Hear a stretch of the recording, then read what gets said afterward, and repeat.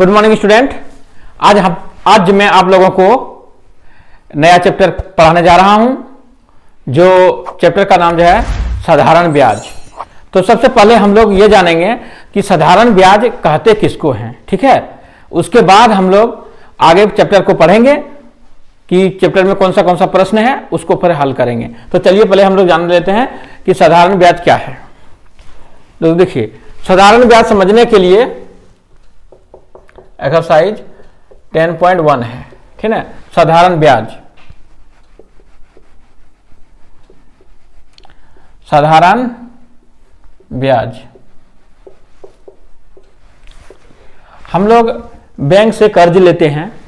तो कर्ज जो लेते हैं, तो बैंक हमको कर्ज क्यों देती है, सबसे पहले ये जाने। तो बैंक हमको कर्ज इसलिए देती है क्योंकि वो सूद लेने के लिए देती है। तो सूद को ही हम लोग हिंदी में क्या है, सूद का दूसरा ही नाम है ब्याज। हम जैसे हम लिए 5,000 रुपया बैंक से लोन लिए, ठीक है। 5,000 रुपया बैंक से लोन लिए, तो बैंक अपना एक रेट निर्धारित करती है। रेट मतलब ये क्या दर से लेंगे वो निर्धारित करता है। तो मान लीजिए ये 10% निर्धारण किया, ठीक है। तो ये 10% कितने है, 1 साल के लिए। समय कितना रहेगा, समय जो है 1 साल, 1 वर्ष रहेगा इस तरह।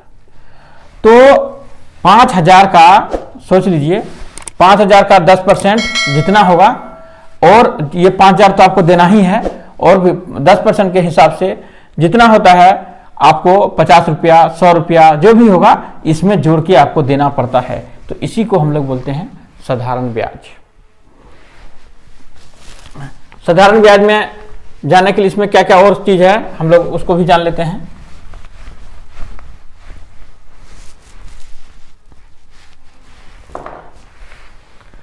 साधारण ब्याज में इसको ब्याज हम लोग कहते हैं इंटरेस्ट को हम लोग कहते हैं ब्याज। तो साधारण ब्याज हुआ सिंपल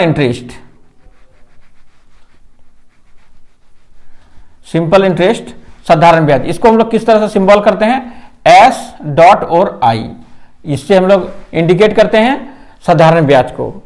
और दूसरा है जो हम लोग 5,000 रुपया लिए थे, उसको हम लोग कहते हैं मूलधन। तो मूलधन जो जितना लेते हैं मूलधन, तो मूलधन को हम लोग इंग्लिश में बोलते हैं प्रिंसिपल। तो इसको इंडिकेट किससे करते हैं, पी से करते हैं। यानी हम लोग को पी लिखेंगे तो हो जाएगा मेरा प्रिंसिपल हो गया। और जो हम लोग लास्ट में जो चुकाते हैं मिश्र धन, जो ब्याज सहित जो अंतिम वर्ष में जो चुकाने जाते हैं बैंक को, तो पूरा जब चुकाते हैं तो उसको बोलते हैं हम लोग मिश्रधन। मिश्रधन क्या होता है, अमाउंट होता है। इसको इंडिकेट किससे करते हैं, ए से करते हैं। आगे क्लास में हम लोग शॉर्ट फॉर्म को ही लिखेंगे, क्योंकि इसलिए पहले आप लोगों को हम पहले यहां पर समझा देते हैं कि इस तरह से लिखा जाता है, ठीक है।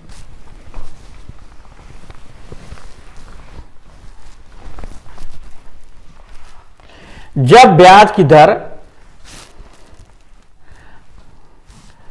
प्रति वर्ष जो है समान रहता है, बदलता नहीं है। ऐसा नहीं है पहला वर्ष में इतना देंगे, दूसरा वर्ष में इतना देंगे, तीसरा वर्ष में ना, इस तरह का नहीं रहेगा कि आप जितना साल रखो या 5 साल के लिए हम आपको दे रहे हैं, उसमें 10% रेट रहेगा। तो अगर यदि ब्याज का दर यदि समान वर्ष में एक ही तरह का रहेगा, तो उसको हम लोग कहते हैं सिंपल इंटरेस्ट, यानी साधारण ब्याज। अगर यदि कोई वर्ष में कम बेसी होगा तो हम लोग साधारण ब्याज उसको हम लोग नहीं कहेंगे। उसके बाद आ जाता है समय। कोई आदमी किसी को पैसा देता है तो समय मांगता है ना, हम इतना वर्ष में चुका देंगे या इतना वर्ष दे देंगे, तो समय को हम लोग बोलते हैं टाइम। तो टाइम को हम लोग टी से दर्शाते हैं। और उसके बाद होता है कि जैसे गांव में लेते हैं, गांव में हम लोग गांव में और या बाजार में, जैसे ओपन मार्केट में जैसे हम लोग सूद लेने जाते हैं, कर्ज लेने जाते हैं, तो डायरेक्ट बोलता है कि हम ईयरली का नहीं, हम मंथली का देते हैं। यानी आपको 100 रुपया देंगे हम, तो हम 4 रुपया या 5 रुपया हम जो है हम 1 महीना के अंदर में हम ले लेंगे, यानी आपको 100 रुपया हम दिए तो 1 महीने के अंदर में आपको लौटा देना होगा। तो कितना, 100 रुपया तो देना ही है आपको, लेकिन 5 रुपया एक्स्ट्रा देना होगा। ये 5 रुपया जो गया वो मंथली के हिसाब से, लेकिन बैंक ये सब मंथली के हिसाब से नहीं चलता है, ये ईयरली हिसाब से चलता है। इसलिए हम लोग यहाँ पर मंथ का रहेगा तो मंथ में भी निकालेंगे, ईयर का रहेगा तो ईयर तक भी निकालेंगे। उसके बाद यहाँ आ जाते हैं हम लोग दर, ठीक है, किस हिसाब से देगा, 10%, 5%, 6% होता है ना बैंक का। हम लोग पैसा जमा करते हैं तो वो 7% देता है, 8% देता है, इस तरह से देता है, तो वही ईयरली का रेट है वो। तो यहाँ दर होता है, दर को हम लोग बोलते हैं रेट, ठीक है, रेट हुआ, इसको हम लोग आर से इंडिकेट करते हैं। अब हम लोग जो है सारा जो जिसमें जो समझने का जो था जितना, वह हम लोग जो है लगभग समझ चुके हैं। इसमें कुछ कुछ फार्मूला होता है, अब उसको, उस फार्मूले को भी हम लोग सीखेंगे।